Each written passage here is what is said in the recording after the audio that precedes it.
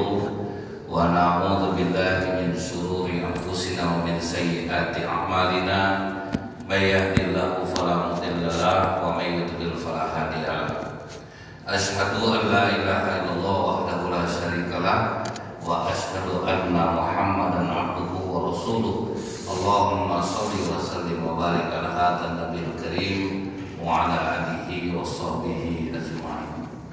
Bapak-bapak pengurus masjid yang saya hormati, alim ulama, tokoh masyarakat, sadik pandai, bapak ibu, orang tua yang saya muliakan, pemuda-pemudi yang semoga kita semua senantiasa dirahmati oleh Allah.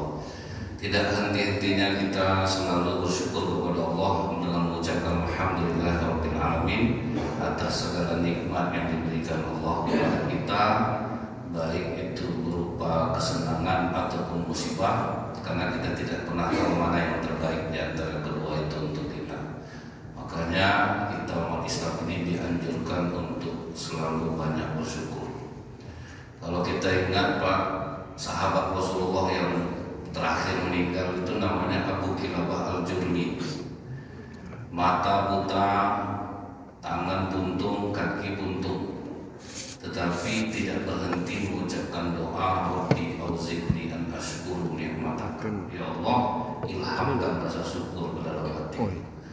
Jadi udah macam itu keadaannya, dia selalu ingin bersyukur kepada Allah.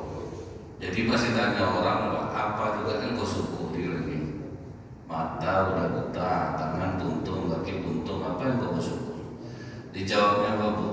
Lisanku yang masih bisa menyebut nama Allah, itu yang disyukuri dia. Jadi selalu mencari kebaikan di sebalik musibah yang menimpa. Itu justru akan meringankan beban kita. Nabi Isa alaihissalam ketika bersama sahabatnya nampak bangkai anjing, semuanya merasa jijik, mengatakan sungguh busuk bangkai anjing ini. Kata Nabi Isa, sungguh putih gigi anjing ini. Nah, dicarinya yang baik itu. Kalau kita bisa mencari kebaikan di sebalik musibah, pasti kita akan menjadi hamba yang bersyukur betul.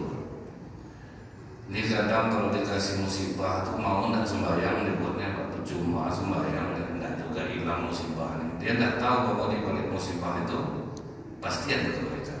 Mana mungkin Allah mau menganiaya kita. Dikasihnya bapak ibu sakit di masa tua nih, bisa jadi contoh asbab hidayah bagi orang. Bapak ibu sakit tapi tetap datang ke masjid.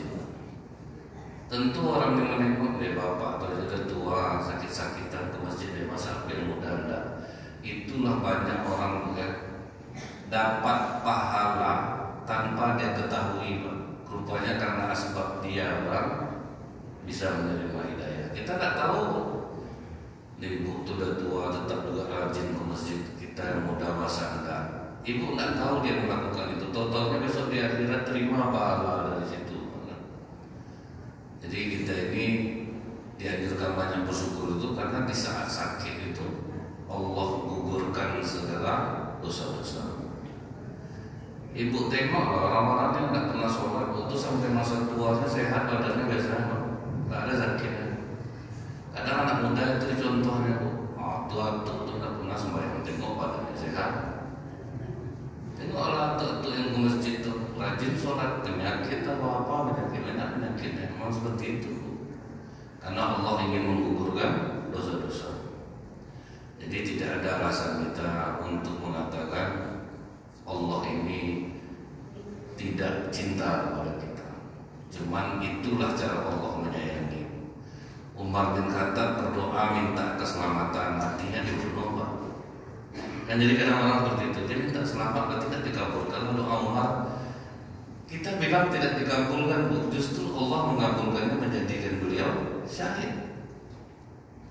Utsman bin Affan minta doa keselamatan, matinya dibunuh juga. Bukan masalah perkara matinya Pak, yang penting matinya itu mati. Jadi ini yang harus kita selalu mencari kebaikan di balik sebuah musibah sehingga kita menjadi orang yang bersyukur. Bersolawat kita kepada Rasulullah SAW dengan ucapan Allahumma sholli ala Muhammad wa ala Muhammad. Semoga Allah ringankan lisan kita ini bersolawat Rasulullah, sehingga kita dimudahkan Allah untuk bisa meneladani akhlak beliau dan mendapatkan syafaat yang akhir. Karena kalau kita sering-sering menyebut nama Rasulullah itu, lama kelamaan ingin pula bagaimana supaya bisa meniru meneladani akhlak beliau. Dan orang Indonesia ini termasuk orang yang paling banyak berselawat di dunia ini. Apa aja acara selawat, kan? Apa aja acara. Jadi alhamdulillah Bapak, di Indonesia ini cukup banyak orang berselawat.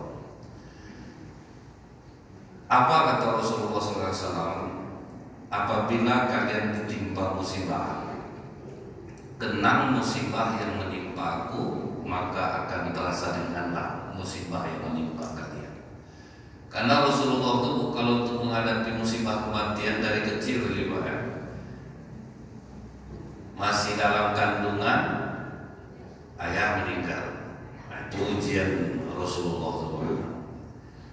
Tidak pernah ketemu ayah, tidak pernah tahu sosok ayah meninggal dunia. Tapi kalau kita lihat di dalam kitab Imam Ibnu Qayyim al-Jauzi rahimahullah dalam 500 sampai kisah orang soleh, bapak Rasulullah ini pernah dirayu oleh perempuan cantik dan kaya raya untuk diajak berzina. Kau tak perlu menikahi aku Abdullah, aku cuma pengen anak dariku. Karena perempuan ini nampak beda aura bapak Nabi ini. Kira-kira berapa gantengnya bapak Nabi sampai diajak oleh perempuan. Tak perlu kau menikah dengan aku hanya ingin punya anak darimu. Tapi bapak Nabi mengatakan, aku tidak mau melakukan itu. Nah ini yang takwa dia ya. Dosa di depan mata, maksiat dilakukan, tidak ada yang marah, tidak ada yang tahu, tapi ditinggalkan dengan Allah. Karena banyak ya orang-orang taat beragama sama perempuan digodanya pak hancur rata-rata, tidak ada yang lulus, memang berat. Salah satu orang yang dinaungi nanti di akhirat, laki-laki yang digoda oleh perempuan cantik dan kaya, kemudian dia diajak berzina dan dia mengatakan, aku takut kepada Allah. Kita jangan perempuan cantik dan kaya, orang gila banyak ambil bukan baru. Tidak usah cantik dan kaya raya lagi. Nah, Bapak Rasulullah itu salah satu yang dilakukan pada masa muda, bertahan, tidak bermaksiat. Jadi Ibu, kenapa Allah mewafatkan ayah Rasulullah? Jadi agar jangan terjadi seperti bapak Nabi Ibrahim. Jadi ayah Rasulullah ini bersih dari dosa. Karena takutnya Ibu, pemuda udah sebaik itu, tidak tahunya begitu anak menjadi Nabi dan Rasul, bapaknya pula nanti menentangnya Pak ya. Terulang lagi cerita Nabi Ibrahim. Nabi Ibrahim itu bapaknya justru mengancam Pak kepada Nabi Ibrahim, kalau kau masih menghina Tuhan kami Ibrahim, kau aku rajam atau kau pergi dari sini. Kan itu ancaman bapak. Diusirnya Allah. Jadi di akhirat Nabi Ibrahim ini berdoa kepada Allah untuk menyelamatkan ayahnya. Kata Allah, surga ini hanya untuk orang yang beriman kepadaku dan apa yang Rasulku bawa. Tidak ada istilah orang dalam bagi Allah. Oh ini bapak anak-anaknya Nabi, itu bapaknya lolos masuk surga. Tidak. Fair Allah itu. Tidak beriman, tidak bisa masuk. Bapak Nabi pada masa kekosongan. Nah, jadi diambil oleh Allah, selamatlah bapak Rasulullah SAW. Kalau kita pikir-pikir itu ya ternyata itulah cara Allah. Kadang mungkin menimbulkan sakit bagi kita, tapi setelah beberapa waktu baru kita tahu hikmahnya. Kehilangan sosok bapak, kemudian Rasulullah SAW begitu lahir ke dunia tidak ada sosok bapak, datang anak-anak yatim bilang parahlah kami lagi. Rasulullah betul-betul nak dengan bapaknya ini kami udah sempat tuh tengok meninggal dulu bapak kami kan ada juga seperti itu ya. Iya memang sedih. Cuma kadang-kadang begitu kita tanya dengan anak-anak yang tidak pernah jumpa dengan bapaknya, misal di sekolah gitu ya Bu ya. Berapa orang anak yatim hijau semua yang tidak pernah jumpa bapaknya, itu tidak berapa orang. Itu pasti tanya apa perasaan kamu? Wah, rupa lebih parah daripada anak yatim yang pernah jumpa dengan bapaknya. Di situ kita tahu berarti dahsyat juga Rasulullah itu menahannya ya, karena tidak pernah melihat sosok bapak. Sedangkan bapak yang tidak bertanggung jawab ke anak aja, begitu anaknya besar ada yang nyari Pak. Nah, biarlah walaupun bapaknya mau jahat kata orang, tetap dicarinya. Teman saya itu ya, udah dari kecil tidak pernah dia asuh bapaknya karena bapaknya nikah. Begitu dia sukses Pak, tetap dia cari bapaknya. Begitu betul ya sayang anak kepada ayah itu. Kemudian kan Rasulullah diasuh oleh Halimah Sa'diyah sekitar 5 tahun dipulangkan. Baru dipulangkan, kemudian kata ibunda Rasulullah, kita mau ziarah ke makam ayah di Madinah. Itu perjalanan sekitar bolak-balik 1 bulan. Sudah lengkap semuanya. Ummu Aiman rombongan siap berangkat, pergilah berangkat ke Madinah. Setelah selesai ziarah, kemudian saudara-saudara bapak Rasulullah kan banyak juga di Madinah, pulang ke Mekah. Sampai di Abwa. Abwa itu cuma 20 kilo lagi ke Mekah. Jatuh sakitlah ibu Rasulullah. Sakit yang mengantarkan kepada kematian. Lalu sebulan sama ibu ulah meninggal karena selama 5 tahun itu dalam asuhan Halimah Sa'diyah. Apa kata Ummu Aiman Bu? Aku coba mengajak Muhammad bercerita, dia diam. Aku coba mengajaknya bercanda, dia diam. Terpukul betul Rasulullah itu. Diam aja dia menyaksikan makam ibunya itu. Ternyata belakangan amalan Rasulullah ini ternyata luar biasa. Kalau kita dalam keadaan sedih, bermasalah, bawa diam, jangan ngomong. Ternyata dalam ilmu psikologi, diam itu bisa menguatkan konsentrasi. Ada masalah kita, bukan saya cerita sama orang, wajah langsung polos, diam. Itu kuat konsentrasi. Dan pas pampres di seluruh dunia, pasukan pengawal presiden mengamalkan ini. Lihat muka mereka, semua diam ketika bekerja, karena itu akan menguatkan konsentrasi. Mana ada pas pampres yang senyum sedang tugas, Pak? Ada. Memang dihindari senyum pada saat itu. Walaupun senyummu kepada saudaramu adalah sedekah, untuk saat seperti itu Pak, harus diam supaya kuat konsentrasi. Kadang Bu, kita perhatikan lah Bu ya, misalnya ada ibu-ibu ini suaminya meninggal malam habis isya, udah puas dia nangis dari malam tuh Pak, udah diam dia, udah terima dia, udah 2 jam nangis. Udah diam aja ibu nih, pas habis subuh kan diumumkan tuh Bu, inna lillahi wa inna ilaihi raji'un. Setelah berpulang ke rahmatullah, Bapak Haji nah, itu dengar jamaah di masjid. Datanglah rombongan ibu-ibu ke rumah ibu. Ibu itu udah diam Pak, udah aman Pak. Yang bertakziah tidak mau diam pula Pak. Meninggal bangka, itulah pingsan jadinya Pak. Orang diam aja tadi. Gara-gara kita provokasi, pingsan dia jadi. Jadi kalau kita takziah itu pun Bu, muka kita diam aja. Nanti kalau kita diam Pak, tuan rumah ini bercerita bisa lapang jiwanya. Karena Bu, apapun sikap kita yang datang itu mengalir kepada orang lain. Wajah ibu cemberut, coba ibu pergi arisan, orang sedang ketawa. masuk ibu, muka ibu cenderung langsung diam semua. Dia ngalir dia ke orang. Nggak mungkin muka orang cenderung kita ketawa, sehat nampak nih Pak, nggak mungkin Pak. Pasti kita langsung tanya, ada apa? Ikut kita jadinya Pak. Jadi kalau kita takziah itu Bu, diam aja kita, buatlah tuan rumah ini. Udah menangis ibu buat, datanglah rombongan bapak-bapak. Tak menyangka ya Kak.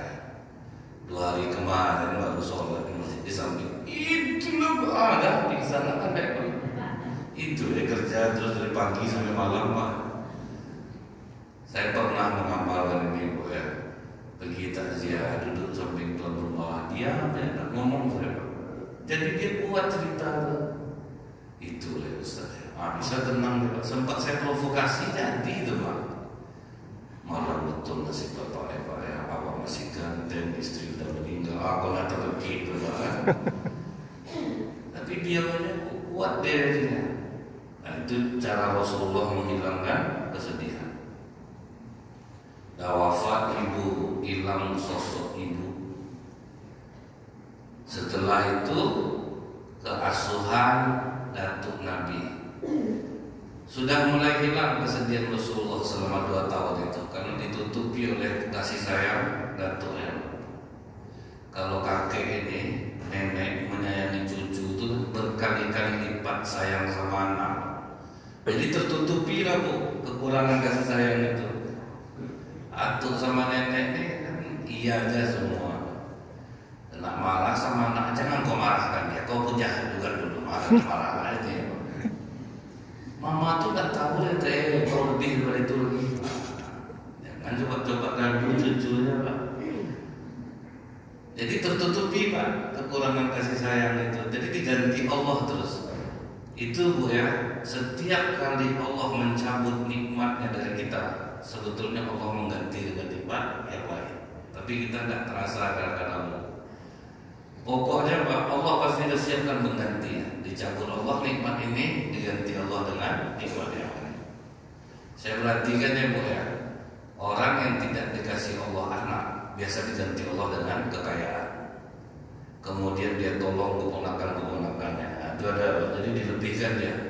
Ada kita perhatikan orang anak, susun paku anaknya Bu, belum selesai yang ini lagi menyusul, ambil balik Pak. Hidup susah, tapi bahagia Pak, karena ada. Jadi Allah itu sudah siap semua ya Pak ya. Kalau ini dilebihkan ini, di sini sisi kurang, ini lebih, ini kurang. Tugas kita hanya mensyukuri bagian yang mana yang membuat kita bahagia.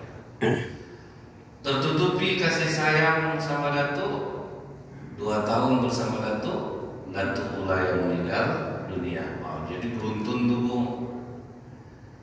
Setelah dari datuk pindahlah kepada Abu Thalib. Nah Abu Thalib pun full kasih sayang kepada Rasulullah.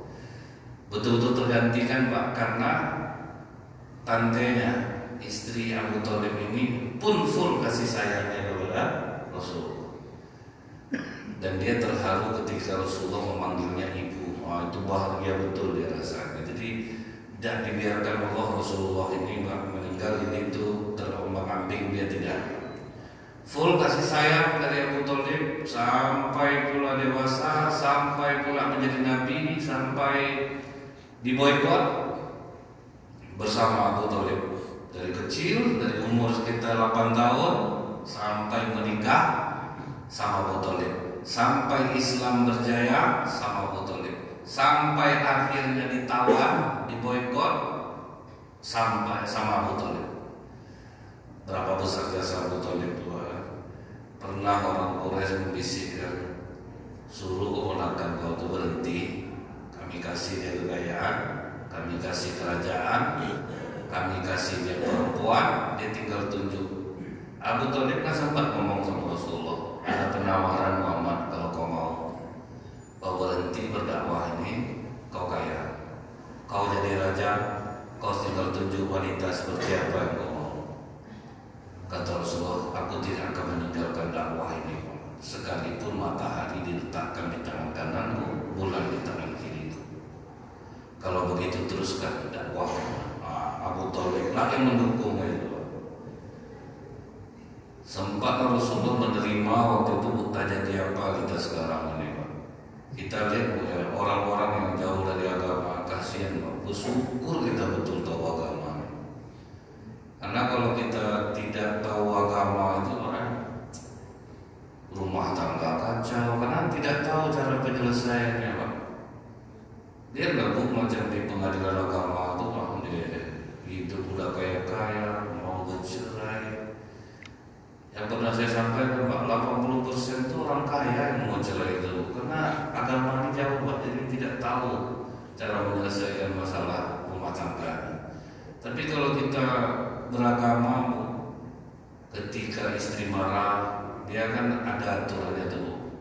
Kalau orang sebaya seumuran memarahi kita, hitung sampai 10 baru bicara. Kalau orang lebih tua dari kita yang marah, hitung sampai 30 baru bicara. Jadi diam dulu. Tapi kalau istri kita yang marah, Pak, hitung terus, jangan bicara. Nah, itu kalau untuk istri. Jadi kalau istri kita ngamuk, Pak, kita diam, dengarkan, sabar aja dulu nunggu.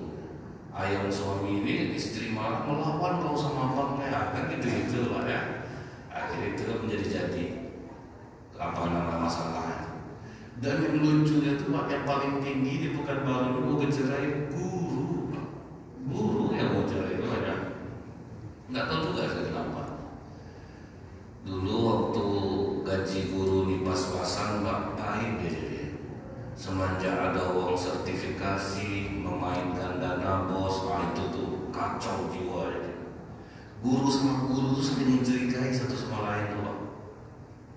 Saya beberapa sekolah tuh ya, berebut kepentingan, dana bosnya sekian, di mana cara ngakalinya kerjasama dengan komite sekolah. Ngeri, Pak.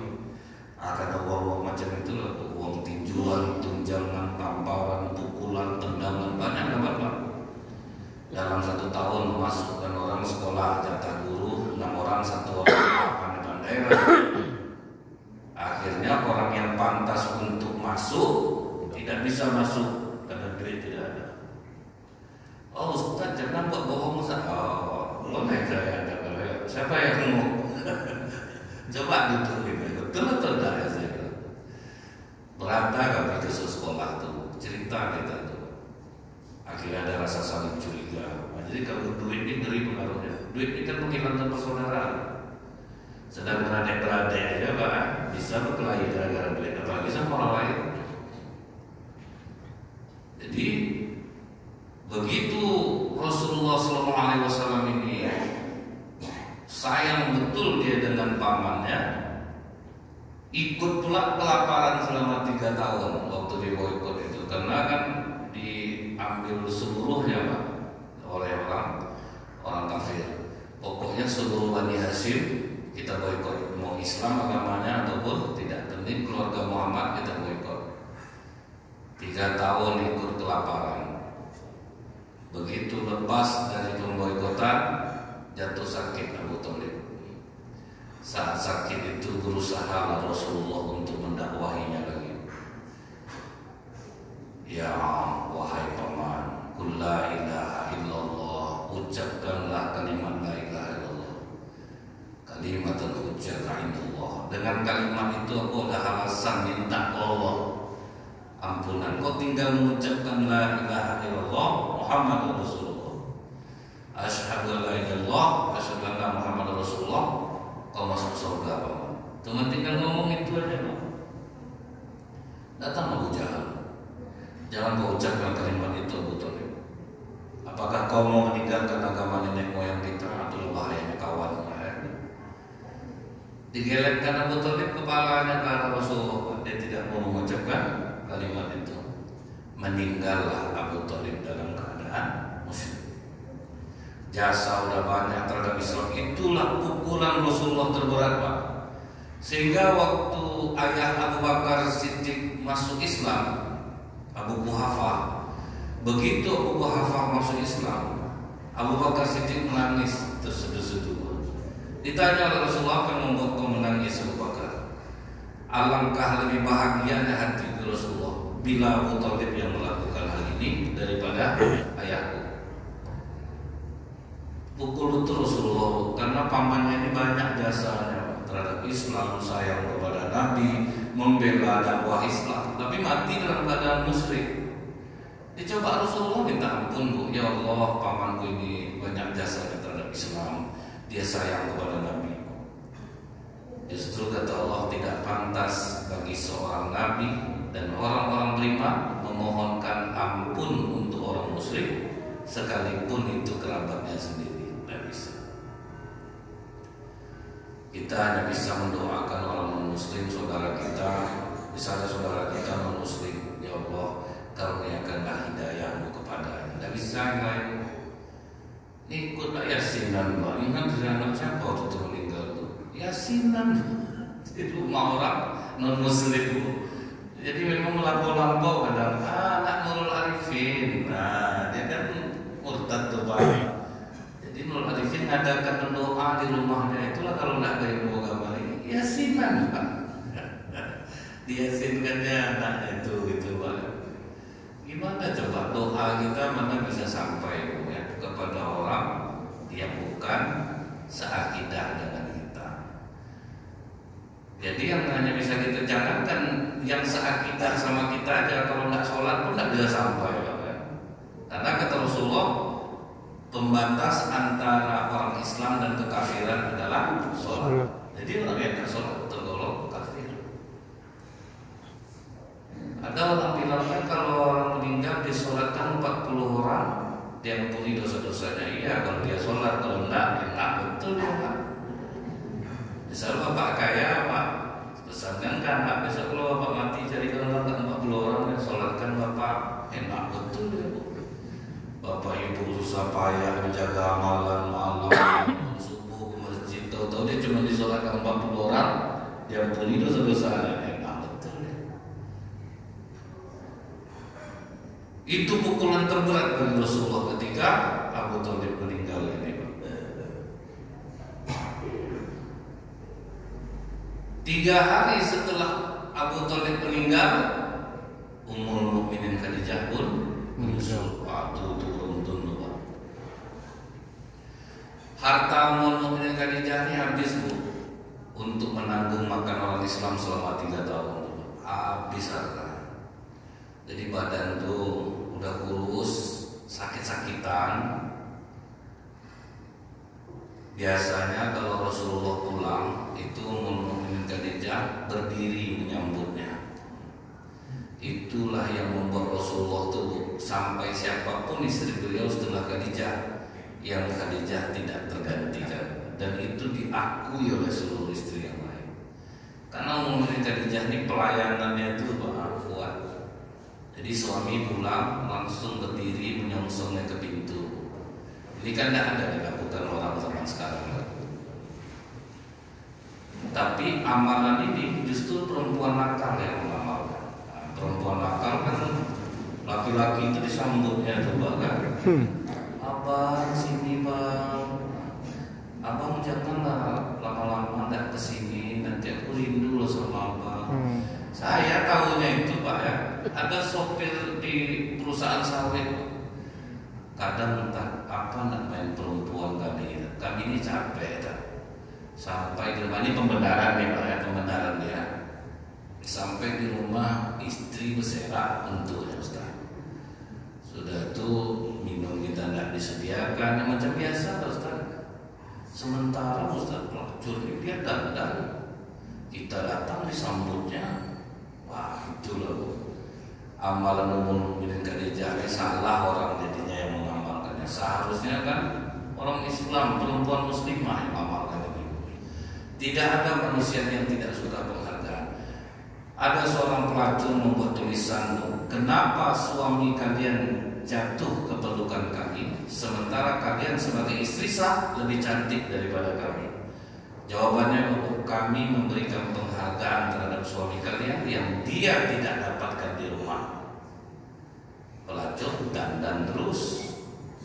Sementara perempuan muslimah sekarang Bu, arisan dandan, majelis taklim dandan, di rumah aslinya nampak sama suami. Mandi jam 12 siang Ustaz, kata suami. Kadang mau bawang Ustaz, dia masak mandinya sudah daster tuh Ustaz, kekoyak ketiak Ustaz. Enggak juga diganti apa, enggak meloyo hati Ustaz. Tiba pergi pengajian bersih dia Ustaz, pergi majelis taklim bersih, undangan bersih. Jadi itu tidak ada alasan untuk kalau penyakit yang paling bahaya di dunia ini adalah eksklusivitas, mencari pembenaran terhadap sebuah kekurangan. Gimana lah kami mau dandan Ustaz? Kan bisa seperti itu ya. Kalau dicari alasan dapat Pak. Tapi kalau misalnya kita tahu penting, aku jalankan ini dulu karena dulu Bu ya sahabat-sahabat Rasulullah itu kalau datang dari bepergian Pak tidak ada yang boleh pulang ke rumah. Udah sampai ke Madinah, satu orang ngasih tahu ke istri-istrinya semua, suami kalian sudah sampai, berdandanlah kalian. Itu perawatan 1 hari itu. Bukan nak nyalon Pak, nyalon namanya aja tidak salon. Jadi perawatan itu penting ternyata. Dan jangan sampai ini dijadikan alasan. Makanya banyak orang akhirnya lari kepada hal-hal yang salah itu karena kurangnya penghargaan. Karena orang pasti suka lah Pak, dihormati, dihargai. Coba lah Bu ya, kita masuk ke bank, security membukakan pintu, kan dihargai itu Pak. Yang bisa saya bantu Bapak, mau antrian apa, tabungan, customer atau apa diapain. Kemudian begitu sampai di kasir, tellernya langsung berdiri, selamat pagi Bapak, ada yang bisa saya bantu. Sampai nak tidur Bapak memikirkan senyum dia itu Pak. Padahal memang ramah, diharuskan ramah.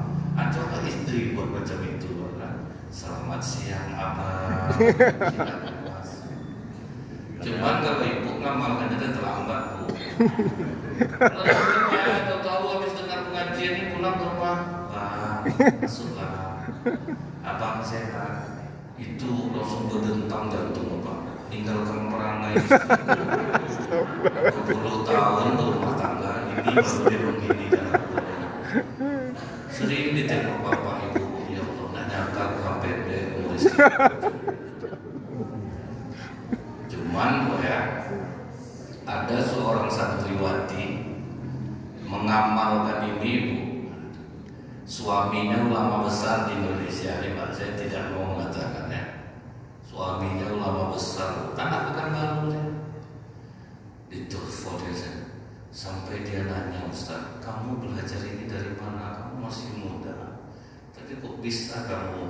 Itu loh, ternyata apa yang dipakai Ummul Mukminin Khadijah itu Pak ya, dipakai oleh perempuan manapun, gelepek-gelepek laki-laki dibuat berdiri menyambut gitu ya.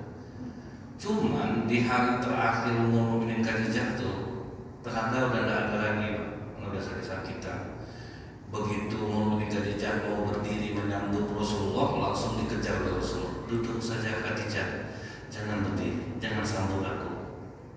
Ingin juga mau menyambut suami itu Pak di hari terakhir itu. Menangis Ummul Mukminin Khadijah. Kata Rasulullah, apakah kau menangis karena kau menyesal bersuamikan aku Khadijah? Dulu sebelum kau menikah dengan aku, kau kaya raya dan terpandang.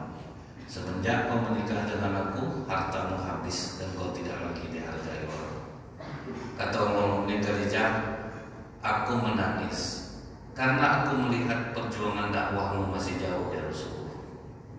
Dan aku tidak punya harta lagi untuk menolong. Jika aku mati terlebih dahulu ya Rasulullah, dan kau akan berdakwah menyeberang di lautan, gali kuburku, susun tulang belulangku, injak, jadikan jembatan. Itulah sayang Khadijah kepada Rasulullah. Istri sekarang meninggal, pesannya ke suaminya, abang jangan coba menikah. Sempat menikah abang gentayangan, aku tengok, aku takut kan kalau daripada kemarinya duduk di atas tengok. Takut suami ibu. Jadi beruntun Pak, wafat Ummul Mukminin Khadijah, Rasulullah sebenarnya tidak mau menikah lagi. Siapa yang menyuruh Rasulullah menikah Bu? Khawlah binti Hakim. Itu nama jomblangnya. Rasulullah hendak menikah lagi. Cuman umat Islam waktu itu sedih juga Pak, karena anak Rasulullah kan masih kecil-kecil, 6 orang. Zainab, Ruqayyah, Ummu Kulsum, Qasim, Abdullah, Fatimah, masih kecil-kecil. Jadi kata Khawlah ini, ya Rasulullah, menikah lagi. Kasihan anak-anak tidak ada yang jaga di saat kau bepergian. Ada orang yang pantas menggantikan Khadijah. Khawlah, kalau menggantikan Khadijah tidak mungkin ya Rasulullah. Tapi boleh kau pilih orang perempuan yang paling menderita ketika berislam. Siapa dia?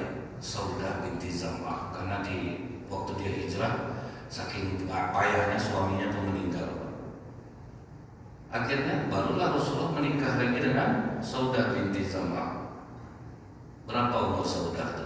65 tahun. Jadi bukan gadis yang dipilih Rasul, bukan Aisyah, langsung Saudah binti Zam'ah. Udah tua perempuannya, karena Rasulullah memikir apa? Kesusahan dia di saat dia memeluk agama Islam. Itu dia dipilih, bukan anak gadis dipilih. Jadi kalau bapak mau poligami ikut sunnah, istri kedua bapak harus nenek Pak. Maka kalau mau ikut Rasulullah Pak, kalau sering menfitnah Rasulullah Pak ya, abang menikah ingin ikut sunnah deh. Kalau sekarang oke Bang, aku setuju, biar aku carikan nenek 2 orang. Ini Atun Bang 65, ini Edi 60. Apa kok nenek? Tapi abang mau ikut Rasulullah, boleh ikut Rasulullah, istri keduanya nenek. Nggak jadi lah deh, kalau jadi istri abang. Maksud saya itu mau kawin aja, jangan difitnah Rasulullah. Kan banyak orang kan itu lah ya, difitnahnya Rasulullah, padahal Rasulullah tidak ada seperti itu. Kata ibu, seluruh sahabat Rasulullah itu poligami aman. Enggak apa. Zubair bin Awam, istrinya siapa? Asma binti Abu Bakar. Zubair bin Awam poligami, Asma minta cerai Pak. Jadi jangan dikira aman-aman aja, apa semua sahabat itu poligami aman. Enggak. Cuman Asma dipesan oleh Abu Bakar Siddiq, Asma, Zubair bin Awam ahli surga, jangan kau menikah lagi. Nah itu aja pesan Abu Bakar Siddiq. Dia tidak mau tetap bersama Zubair, tapi dilarang Abu Bakar Siddiq, Zubair ahli surga, kau jangan nikah lagi. Karena kalau nikah lagi, dia tidak akan bertemu dengan Zubair di surga. Asma sayang sama Zubair, cuman dia tidak bersedia di poligami. Jadi jangan kita anggap Islam itu aman-aman aja, mudah-mudah aja poligami ini. Tidak, banyak yang harus dilalui. Nah setelah itu sudah meninggal, sudah selesai itu, dan Saudah akhirnya meninggal juga karena sudah berumur juga, lebih dulu pula dari Rasulullah. Mulailah kalau kita lihat anak-anak Rasulullah satu persatu, yang paling dulu meninggal itu laki-laki, Qasim, umur 1 tahun meninggal dunia. Anak laki-laki itu kebanggaan orang Arab, meninggal anak laki-laki Rasulullah. Sedang lucu-lucunya, umur 1 tahun tuh sedang lucu-lucunya, tidak sakit, tidak apa, tahu wafat. Belum habis kesedihan Rasulullah, Qasim meninggal, 1,5 tahun umur adiknya meninggal pula Abdullah. Lengkap lah. Kalau sempat kita berhenti sembahyang langsung tua, tidak ada guna sembahyang. Anak awak pun meninggal juga. Nah, itu saya tidak usah kan meninggal lagi Bu ya.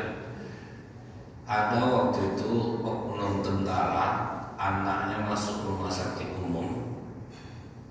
Cuman sakit, anaknya panik dia Pak. Di pos security RSUD itu dikunyah-kunyahnya peluru. Udah mulai terganggu pikiran Pak. Dikunyah-kunyahnya peluru. Datang security ini nanya, Pak, kenapa dikunyah-kunyah pelurunya? Memang peluru ini gunanya untuk apa? Kata oknum tentara ini. Untuk nembak Pak, dimasukkan tentara itu tembaknya security itu. Mungkin kalau ingat kita kejadian itu memang sudah cukup lama. Karena ditembaknya kaki security ini Bu. Kata security itu ke saya, awalnya tidak terasa Ustaz. Pas jalan baru terasa basah sepatu itu. Oh, lalu di situ sakitnya. Jadi bukan serta-merta begitu ditembak itu terasa. Pas jalan terasa suatu tembak.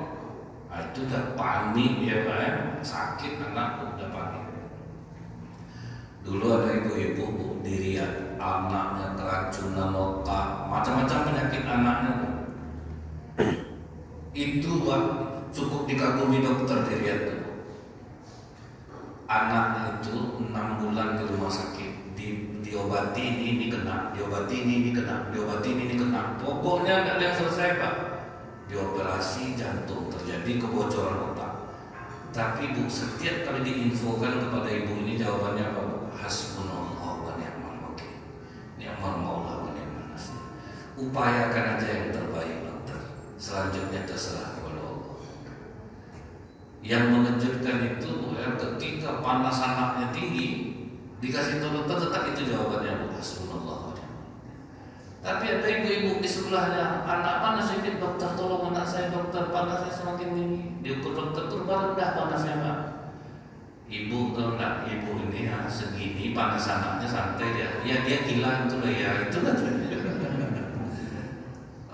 Orang banyak panik seperti itu ya, sampai akhirnya karena ketabahan ibu itu ya, anaknya sembuh total seperti tidak ada sakit sebelumnya karena kesabaran dia itu. Akhirnya dokter di Riyadh waktu itu memanggil ibu ini sambil bersoloroh Pak, Bu, ini anak ibu nomor 17 ya. Kenapa gitu Pak? Kok bisa sesabar itu? Biasanya orang udah banyak anak bisa santai aja kalau udah sakit. Ini anak ibu ke-17 ya, kata dia apa Bu? Inilah anak 17 tahun setelah saya menikah baru dapat anak. Anak satu-satunya setelah 17 tahun menikah dapatlah penyakit Pak. Tapi dia selalu berkata hasbunallah wa ni'mal wakil. Itu dasarnya Bu ya, kesabaran ketabahannya Pak. Nah, meninggal Qasim, meninggal Abdullah, rupanya Bu ya, apa kata para ulama? Karena Rasulullah sempat terpukul Pak. Udah 2 anaknya meninggal, kan sempat diejek-ejek sama orang Quraisy.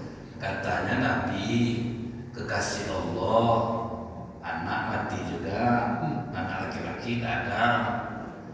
Digelarilah oleh orang musyrik Rasulullah itu abtar, laki-laki binasa, tidak punya anak laki-laki. Itu terpukul Rasulullah. Memang netizen ini parah munculnya Pak. Dari dulu itu memang menyakitkan. Makanya kalau kita dihina orang, dibully orang, jangan bikin klarifikasi, tidak ada gunanya. Jangan bikin klarifikasi. Meletihkan badan Pak, mau itu dilayani. Video saya tentang nenek ngasih cucu itu betul-betul ngeri sekarang Bu. Habis ada yang memaki saya, ada yang membela saya. Biarkan aja netizen yang berantem sendiri Pak. Yang nenek ngasih cucu tuh ngamuk dia di video saya tuh Pak. Oh ini apa, ini Ustaz ya, ada tahu yang lain. Betul itu kata Ustaz tuh, biar aja dia berantem Pak, janganlah kita tak jawab. Menguntungkan bagi saya Bu, naik follower saya Pak. Dia berkelahi follower saya naik, enak Pak, diam aja kita Bu. Jangan ikut-ikut apa-apa kita, biar aja lah mereka yang saling tanya jawab. Apa kata para ulama? Kalau sempat anak laki-laki Rasulullah hidup, kemudian dia jahat, maka tercorenglah nama Rasulullah. Pasti Rasulullah yang disalahkan orang itu. Rasulullah sudah pesan karena anaknya Bu, aku tidak bisa membebaskan kalian dari azab Allah. Usahakan masing-masing. Jadi mau habaib sekarang mau apa, kalau tidak baik tetap kena. Rasulullah tidak ada bisa dia, oh ini anak aku, keturunan aku bisa aku jaga. Masing-masing kita berupaya lah. Kan itu pesan Rasulullah kepada anak-anak. Tidak bisa tolong-menolong di sisi Allah. Kalau sempat anak Rasulullah baik, maka manusia akan mengkultuskannya. Itu yang paling bahaya tuh. Terbukti Husain Pak, cucu Rasulullah, untuk ziarah ke makam Husain itu tahu Ibu seperti apa? Merangkak dan menjilati tangganya. Itulah dikultuskan jadinya. Makanya kata Allah, Inna a'tainakal kautsar. Sesungguhnya Allah telah memberikan kebaikan yang banyak kepada Muhammad. Fasholli li rabbika wanhar. dirikan sholat dan berkorbanlah, inna syani'aka huwal abtar. Dibalikkan Allah lah, justru orang yang membenci mereka lah yang akan binasa. Dibalikkan Allah hujatan mereka kepada Rasulullah, kepada diri mereka sendiri. Nah, mudah-mudahan kita ini bisa menjadi orang-orang yang sabar ketika tertimpa musibah dan tidak mengeluh dan tidak berburuk sangka kepada Allah. Subhanakallahumma bihamdika asyhadu an la ilaha illa anta astaghfiruka wa atubu ilaik. Assalamualaikum warahmatullahi wabarakatuh. Waalaikumsalam.